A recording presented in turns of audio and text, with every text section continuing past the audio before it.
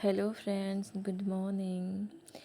आज थिला पवित्र रथयात्रा।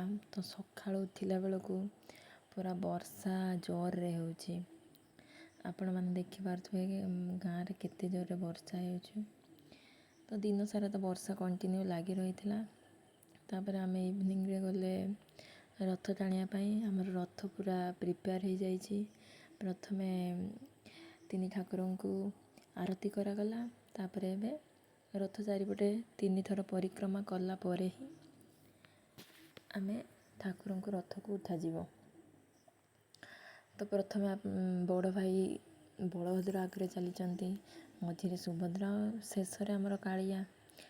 तो एमाने बुली सारिबा परे ही रथ को उठा जीवो। तापर आमे रथ टाणी टाणी यांकु नेकी तांको मौसी घरे पहुँचेवा। तो आम गाँव रे समस्ते मिसिकिना रथ करती। आ भोजी होता बट तार सर्ट नवा को भूली जाइए। बाकी वर्षा एत जोर रे माने रथटा बहुत मुस्किल कर देछि। पागटा आमर पाग पाई एत प्रॉब्लम हो गला बट किछि नहीं, कालिया अछंती माने सब भल। तो प्रथमे बलभद्र को उठा जाउछि, उठिकी तांको स्थान रे रखा आजिबो, बसई दिया जीवो। तापरे तांको भौणी माता सुभद्रा को निया जाउछि।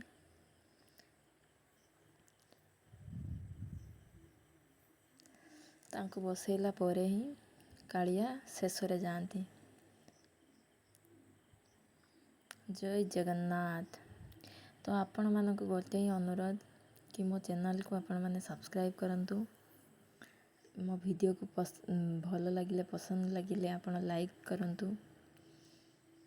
और रिक्वेस्ट करी समस्ते मो चैनल को सब्सक्राइब करंतु।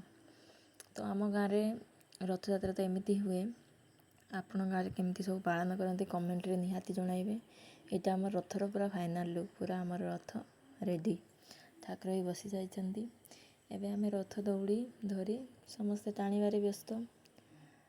कहीं गाँव में जिते लोक बंधु बांधव सब आसती रथरे घर को। तो आमे चलिलु तांको मौसी घर को।